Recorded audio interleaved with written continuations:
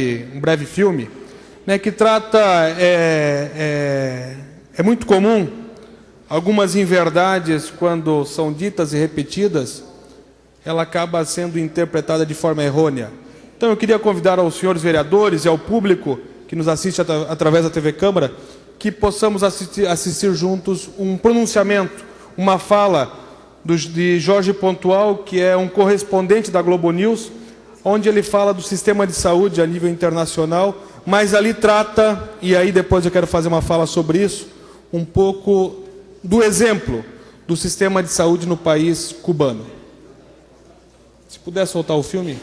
A pauta segue com os médicos cubanos. Pontual, você entrevistou a maior especialista no assunto. Como é que funciona a diplomacia médica de Cuba?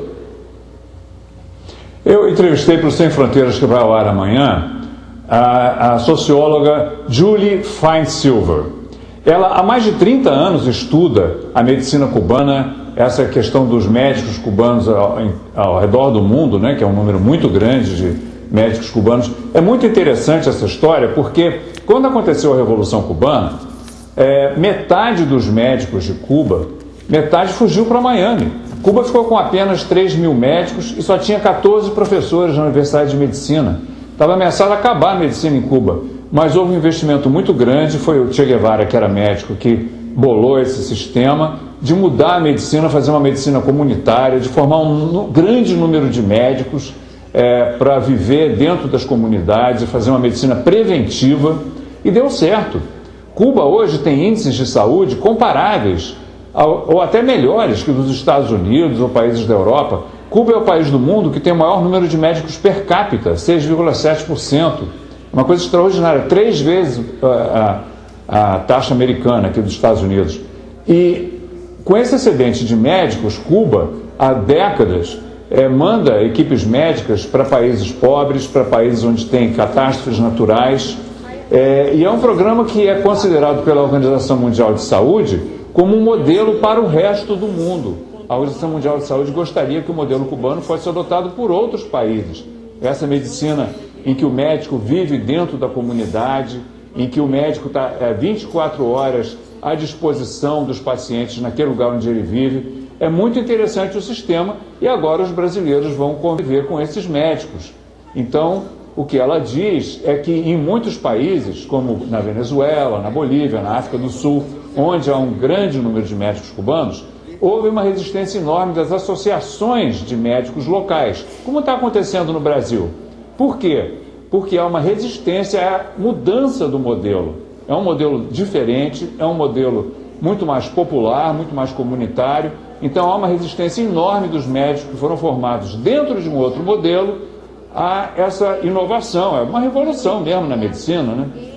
Então ela explica assim, por que há tanta resistência? Mas em muitos países, como na Venezuela, no Haiti, na África do Sul, os médicos cubanos acabaram ficando muito populares, e as pessoas que são atendidas por eles são muito gratas. Milhões de pessoas no mundo foram beneficiadas. 600 mil casos de cegueira causada por deficiência de vitamina, foram tratados e curados por médicos cubanos na África. Enfim, é uma coisa que a gente tem que tirar o chapéu. A medicina cubana é um exemplo para o mundo.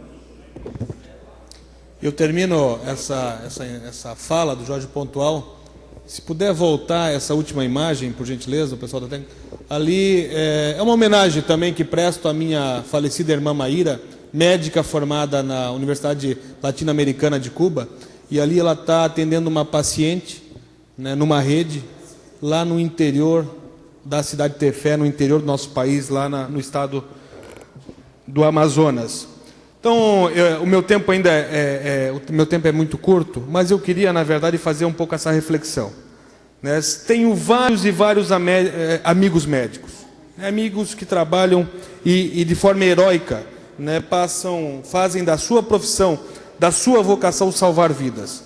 E eu não tenho dúvida alguma que esses 400 médicos que chegaram no Brasil nos últimos dias vêm para o nosso país também com essa missão de salvar vidas, de praticar a medicina a exemplo do que nós lá atrás já buscamos para o nosso país. E aí falo da estratégia Saúde da Família.